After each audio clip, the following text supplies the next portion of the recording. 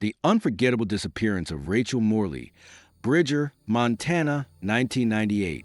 On a wind-lashed evening in October 1998, 23-year-old Rachel Morley vanished from a desolate stretch of Route 310 just south of Bridger, Montana. Her car was found idling on the shoulder, driver's side door ajar, purse on the seat, engine running. She was never seen again. Before we begin, I want to let you know that due to the limited visual materials and the age of this case, there isn't much existing footage or imagery to support the story you're about to hear.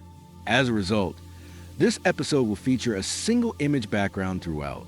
Think of this as more of an immersive audio experience, a storytelling session that lets your imagination fill in the gaps. Now's the perfect time to grab your headphones, maybe even some popcorn, and settle in. Rachel Elaine Morley was, by all accounts, a bright and determined young woman. Born in 1975 and raised in Billings, Montana, she'd always been a quiet observer of the world around her, reserved but not cold. Her friends described her as someone who listened more than she spoke, a lover of old books, overcast skies, and country roads in the fall. By the time she turned 23, Rachel had recently moved to the small ranching town of Bridger, roughly an hour south of her childhood home, for a job at the local library branch. A modest, red brick building nestled between a grain supply office and a feed store on Main Street. She lived alone in a small rented duplex on Willow Bend Drive, a quiet residential lane lined with cottonwoods. Her closest neighbor was an elderly widow who remembered Rachel as polite, always waving, always keeping to herself. Although her social life was limited, she maintained occasional contact with her parents back in Billings. She had a long-distance relationship with a man she'd met at a book festival in Missoula the previous spring. According to those who knew her, Rachel had seemed a little preoccupied in the weeks leading up to her disappearance. Not anxious, just distant, distracted, often seen lost in thought behind a library counter, flipping her pen between her fingers or gazing out the window as if watching for something. On Friday, October 16, 1998, Rachel clocked out of work around 5:02 p.m., the same as she did every Friday. She told her co-worker, 61-year-old Kay Duncan, that she planned to head up to Billings that weekend to see her parents and maybe stop at a used bookshop she liked along the way. She left the library in her navy blue 1990 Honda Accord, license plate 6H1352, wearing a tan wool coat, blue jeans, and a green scarf. The weather was cold and windy, with temperatures in the low 40s and a warning for light snow overnight. She never arrived in Billings. At 8:14 p.m. that evening, a passing truck driver radioed the Carbon County Sheriff's Office to report an abandoned vehicle on the side of Route 310, just 5 miles south of Bridger. The car was partially parked in the emergency lane, with its hazards off and its engine still idling. The driver's side door hung open. The trucker had initially passed it by, but turned around after something about the scene fell off. Didn't look like a breakdown, he later told investigators. It looked like someone left in a hurry. Deputy Mark Kenner arrived on the scene around 8:37 p.m. The report noted no sign of a struggle, no visible damage to the vehicle, and no immediate indication of foul play. Rachel's purse was found on the passenger seat, containing her wallet, ID, and about $26 in cash. Her cell phone, an older Motorola flip phone, was missing. There were no tracks in the dirt besides her footprints, which trailed off a few feet into the grass before vanishing. Local authorities initiated a search within the hour. Deputies combed the fields and roadside ditches with flashlights well into the night. The following morning, a formal search and rescue effort was launched, with support from the Montana Highway Patrol, local volunteers, and AK-9 unit from Red Lodge. Helicopters were brought in by Sunday, and dive teams searched the nearby Clarks Fork River. Nothing turned up. In the official Carbon County Sheriff's Department report, file hashtag 98-10-1602 RM, the initial summary states, subject was last seen leaving Bridger Public Library at 1700, hours en route to Billings, Montana. Vehicle located abandoned on Route 310 at approximately 2010 hours. Engine running. No signs of struggle. Subject currently considered missing under suspicious circumstances. For days, her photo, shoulder-length brown hair, pale green eyes, quiet smile, appeared in every local newspaper. Her family made tearful public pleas for information. By the end of October, the search area had been widened to over 20 square miles. Investigators explored every plausible angle. Rachel's ex-boyfriend in Missoula was interviewed twice. He had a verified alibi, backed by time-stamped gas station receipts and credit card activity. Her co-workers were questioned and cleared. Her parents, devastated and confused, told investigators that Rachel had never mentioned any threats, fears, or reasons she wouldn't want to be found. Yet, behind closed doors, detectives began to question whether Rachel may have been planning to leave on her own. In her duplex, nothing appeared out of order. There was no note, no packed bag, no indication of sudden departure. But her journal, found in the drawer of her nightstand, included entries hinting at a growing restlessness. One cryptic entry, dated October 5th, read simply, "They always say you'll feel it first, like cold breath on the back of your neck. I'm starting to believe them."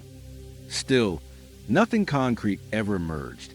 Some in the town speculated that she may have taken a wrong turn and run into someone with bad intentions. Route 310, while scenic, is isolated for long stretches. Flat plains dotted with old barns, silos, and vast nothingness. A car stopped on that road at night would be visible for miles. Easy prey, some said. Others whispered about the timing. That same week, a convicted sex offender had been released from a correctional facility in Powell, Wyoming, about an hour and a half south. While the man had an alibi and no known connection to Rachel, the details stuck in the minds of locals who were already uneasy. Years passed. Flyers faded from telephone poles. Leads slowed to a trickle. Every so often, someone would call in a tip, a girl seen hitchhiking near Great Falls, a waitress in Idaho who looked eerily similar, but each one ended in disappointment. In 2006, the case was briefly reopened after a backpack was discovered near an abandoned shack on private land not far from Edgar, Montana, roughly 12 miles from where her car was found. The contents, a few books, a cracked Motorola phone, and a torn scarf, raised hopes. But DNA analysis concluded the items did not belong to Rachel. To this day, the disappearance of Rachel Morley remains one of Carbon County's most haunting mysteries. Her case is still listed as open and active, though no new leads have been made public since 2011. Locals still talk about her, especially in the fall. There's something about the changing seasons, the way the wind sweeps across the plains, that brings her memory back to the surface.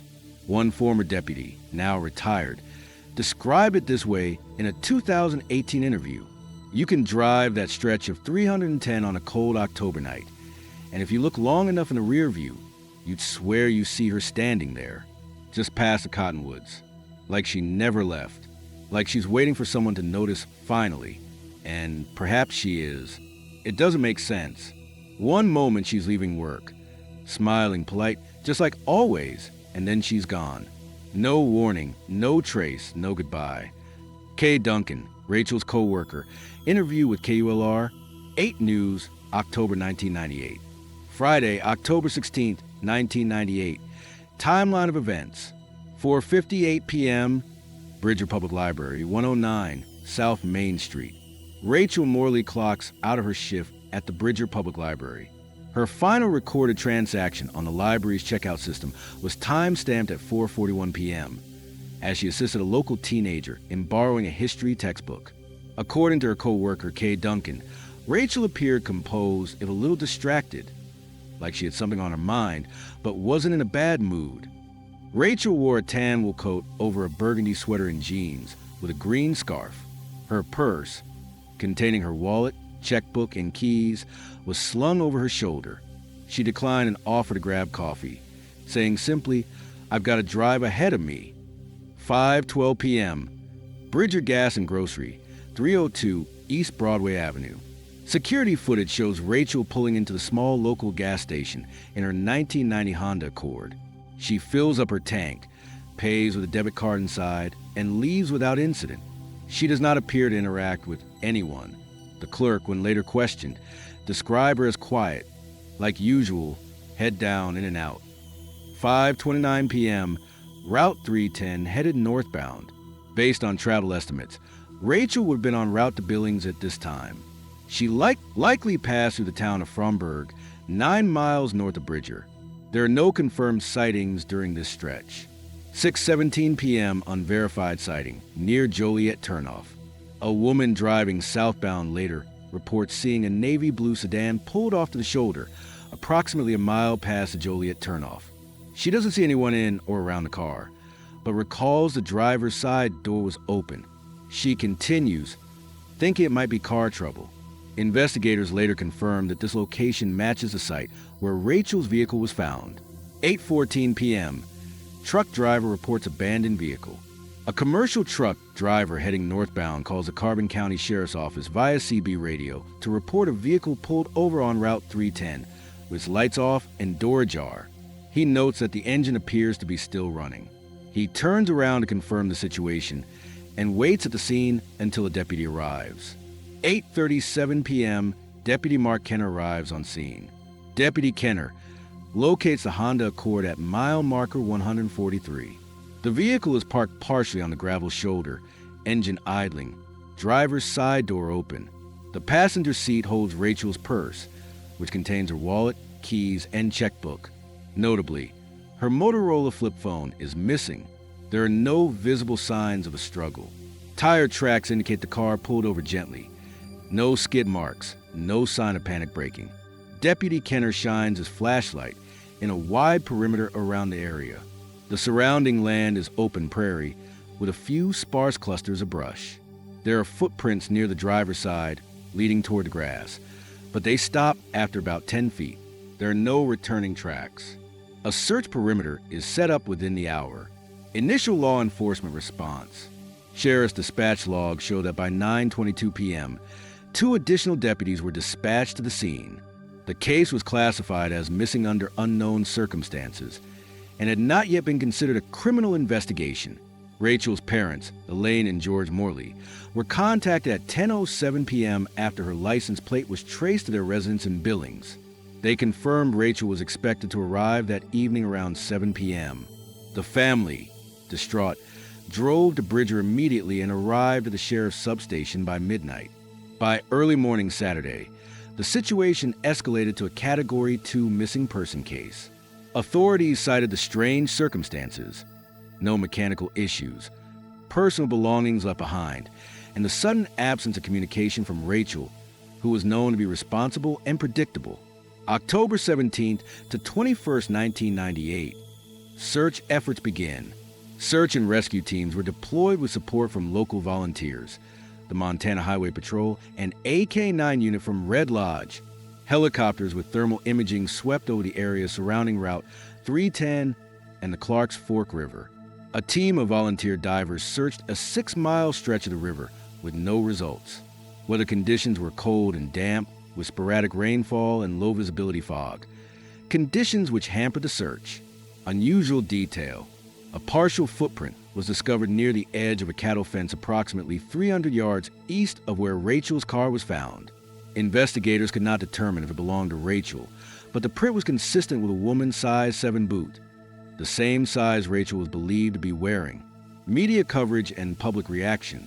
By October 19th, local news channels KTVQ and KULR 8 began airing short evening segments on Rachel's disappearance. Her photo, a high school yearbook image, and a more recent Polaroid from her desk, was circulated through newspapers, flyers, and TV broadcasts. The story reached statewide coverage by the end of the week. A public vigil was held in Bridger's Town Square on October 22nd, where over 200 residents gathered with candles and prayers. Elaine Morley spoke briefly, her voice trembling as she pleaded, "If anyone saw anything at all, we're begging you to come forward. We just want to bring our daughter home." Despite the wide coverage, no confirmed sightings or reliable tips emerged. Red Herring 1, the hitchhiker call. On October 24th, a man traveling through Laurel, Montana, a city just outside Billings, reported seeing a woman matching Rachel's description hitchhiking near the I-90 on-ramp. He claimed she looked dirty, dazed, and scared. Law enforcement pursued the lead aggressively. Flyers were distributed at truck stops and bus stations, and a composite sketch was released to the media. However, surveillance footage from nearby businesses failed to verify the sighting. Days later, another woman came forward claiming to be the hitchhiker in question, unrelated to the case. Red herring number 2, suspicious out-of-state visitor. In early November, investigators looked into a 34-year-old man from Idaho who had checked into a Bridger motel under a false name the night Rachel vanished. His criminal record included minor assault and illegal weapons charges. After a thorough interview and forensic sweep of his vehicle, no connection to Rachel was found. He was eventually cleared. Interviews and behavioral analysis. As part of the standard procedure, investigators compiled a list of individuals close to Rachel in the days leading up to her disappearance. Among them, Kay Duncan, co-worker, the last person confirmed to see Rachel. Alex Burnham, long-distance boyfriend, interviewed by phone then in person, provided gas receipts and phone records confirming he was in Missoula the night of Rachel's disappearance. Jackie Rourke, former roommate in Billings, described Rachel as calm, quiet, but lately more anxious, like she was waiting for something to happen. Ed Michaels, library regular, a Vietnam veteran with a history of mental illness. Ed had become known for lingering at the library, often discussing obscure conspiracy theories with Rachel, and was interviewed and dismissed as having no viable connection to the case. Investigators grew concerned about entries in Rachel's private journal, which was found in her nightstand drawer. One passage, dated October 8th, read, "I keep seeing the same blue truck in town, once near the library, once parked at Willow Bend. Not sure of the coincidence or if I'm just losing it. Despite combing through security footage and DMV records, no blue truck was ever definitively linked to the scene." Psychological profile and FBI involvement.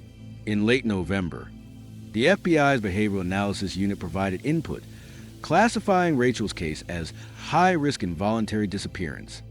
Their report noted the lack of financial withdrawal, absence of personal baggage, and uncharacteristic abandonment of property. The FBI also noted one additional disturbing detail. A call had been placed from Rachel's Motorola phone at 6:59 p.m., nearly 90 minutes after she was last confirmed seen. The call lasted 11 seconds and pinged off a cell tower 14 miles northeast of Bridger. The recipient was a disconnected number. Investigators were never able to trace who owned the receiving line, an ongoing absence. By December 1998, the search had quieted. Snow covered the plains and roadsides where volunteers once combed the earthen lines. The town of Bridger moved on in the way small towns do, quietly, slowly, without forgetting. Rachel Morley's case remains open under Carbon County Sheriff's Department case. Hashtag 98-10-1602 RM. A box of physical evidence. Rachel's coat, purse, wallet, and the car's contents sits preserved in the evidence locker in Red Lodge. Every few years, a new tip or theory resurfaces, rekindling hope for closure. But none have led to answers, only more questions. No suspects, no answers, nobody, just a car, a phone ping, and silence that's lasted more than 2 decades. Excerpt from Ghosts of Route 310, Montana True Crime Monthly, August 2017, The Known Timeline. By now, the core facts of Rachel Morley's disappearance have been dissected by law enforcement, volunteer investigators, internet sleuths, and armchair theorists alike. Let's revisit the essentials. Friday, October 16, 1998, 22-year-old Rachel Morley finishes her shift at the Bridger Public Library at 4:58 p.m. 5:12 p.m., she fuels up at a local gas station. She is alone. 6:17 p.m., a navy blue sedan is spotted with its door open near the Joliet turnoff on Route 310. 8:14 p.m., a trucker formally reports the vehicle. 8:37 p.m., authorities locate her car, engine running, keys inside. Rachel is gone. 6:59 p.m., a call is made from her phone, pinging off a tower northeast of Bridger. The number dialed is disconnected. Rachel is never seen again. No physical altercation. No signs of distress. No confirmed witnesses after 5:12 p.m. The only piece of possible evidence, a single partial footprint, proved inconclusive. Despite months of ground searches, aerial sweeps, psychic consultations, and even national media exposure, the case went cold, but theories persisted. some realistic, some rare OOT and local legend, all compelling. Theory 1, abduction by a stranger or someone she knew. Perhaps the most common and chilling explanation for Rachel's disappearance is a targeted or opportunistic abduction. But within this theory lies complexity. Was it someone she knew or a passing predator? The blue truck lead, Rachel's journal entry from October 8th, just 8 days before she vanished, noted, "I keep seeing the same blue truck in town, once near the library, once parked at Willow Bend. Not sure if it's a coincidence or if I'm just losing it." Investigators combed through DMV records and interviewed 17 owners of blue trucks registered within a 50-mile radius. No leads came of it, but some former Bridger residents swear there was a blue Dodge Ram often parked offside behind the grain silos in late '98, a vehicle that stopped appearing after Rachel went missing. No photographs or verifiable sightings exist. The phone call clue. The outgoing call at 6:59 p.m. from Rachel's phone is often cited as evidence of coercion. Analysts point out that if she were able to dial out, she may have been under duress or attempting to reach someone without raising an alarm. Yet no one knows who she called. The number was disconnected. It wasn't in her contacts, and it never came up again. FBI behavioral assessment. Rachel was labeled low risk for voluntary disappearance by FBI analysts. They noted her lack of financial preparation, no history of mental health episodes, and no recent life changes. One chilling possibility. She pulled over for someone she recognized, someone who didn't intend to let her leave. And in the fading light along Route 310, one open door was all it took. Theory 2, voluntary disappearance. A secret escape? Despite what her loved ones insist, a second camp of theorists suggests Rachel may have chosen to disappear not out of spontaneity, but out of fear. Behavioral shifts. Rachel's roommate from Billings, Jackie Rourke, claimed Rachel had seemed anxious in the weeks before she left, quietly cleaning her car at odd hours, rereading old letters, tearing pages from her journals. She even canceled a weekend trip to Bozeman at the last minute, saying only plans changed. Could Rachel have been planning a clean break? The phone call theory revisited. Was she contacting an unknown party who was part of the escape plan? Someone who would pick her up after she staged the scene? It might explain the unlocked car, the neatly placed purse, and the lack of struggle. But there are flaws. Rachel didn't take any clothes. She left behind $700 in her bank account. She made no attempt to withdraw money, and her social security number hasn't been flagged since 1998. Additionally, she had just applied for graduate school in Missoula, hardly the move of someone planning to vanish. Theory 3, a tragic accident and misadventure. Rachel's car was found less than 100 yards from a steep, brush-covered drop toward the Clarks Fork River. Could she have wandered out of sight, disoriented or injured, and succumbed to exposure? The night of October 16th saw dropping temperatures, fog, and a steady wind across the prairie. Hypothermia has no mercy, especially for someone dressed lightly and without a flashlight. The K9 track. Bloodhounds reportedly tracked a partial scent trail east of the vehicle site, but it stopped cold at a barbed wire fence. The scent disappeared, possibly due to shifting wind or water. River search limitations. Divers from Red Lodge Search and Rescue spent 4 days scanning a 5-mile section of the Clarks Fork. Nothing was found, but that doesn't mean nothing was there. In the Montana backcountry, nature often wins. Theory 4, the unexplainable. Then there's the theory no one wants to mention, yet everyone wonders about: something stranger. Bridger is bordered by rugged ridgelines, ancient tribal lands, and windswept plains known for their odd stillness. Locals speak, sometimes in hushed tones, of the Echo Road, an unmarked gravel stretch 3 miles from where Rachel's car was found, where radios go dead and shadows seem to move against the grain. One of the search volunteers, Doug Henley, swore he saw a light in the tree that disappeared when he approached. He described it as a white shimmer, like someone holding a mirror at dawn. No explanation was found. Others recall that 2 dogs brought in from Laurel refused to go near a ravine near mile marker 143. They just froze, their handler said. Never seen them act like that before or since. Of course, There is no evidence to suggest supernatural involvement in Rachel Morley's case. But sometimes the absence of evidence doesn't mean the absence of something. Local rumors and cultural memory. Over the years, Rachel's name became tethered to more than just a tragedy. Her story became a symbol for fear, for sorrow, for the aching unknown. In 2003, an anonymous caller to a late-night AM radio show claimed she had once worked with Rachel at a library and knew there was a man who wouldn't leave her alone. Police investigated, but no such co-worker ever existed in employment records. In 2006, a Montana-based web forum dedicated to cold cases debated the idea that Rachel may have witnessed something she shouldn't have, perhaps a drug transaction or local corruption. The theory grew legs when it was revealed that one of the deputies assigned initially to her case was quietly transferred to another district in early 1999 for unrelated misconduct. No evidence ever linked him to Rachel's case. By 2010, the case had become part of public folklore. People claimed to see her ghost near mile marker 143. Some swore they heard her name whispered on foggy mornings. Final thoughts from investigators and family. Sheriff Tom Ackerman, who inherited the cold case in 2009, has reviewed the file annually since taking office. He once stated, "We have a full box of Rachel Morley's life. Her journals, her coat, the car seat still stained with coffee she spilled that morning.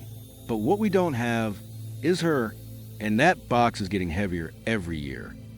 Her parents still maintain a modest website, last updated in 2017.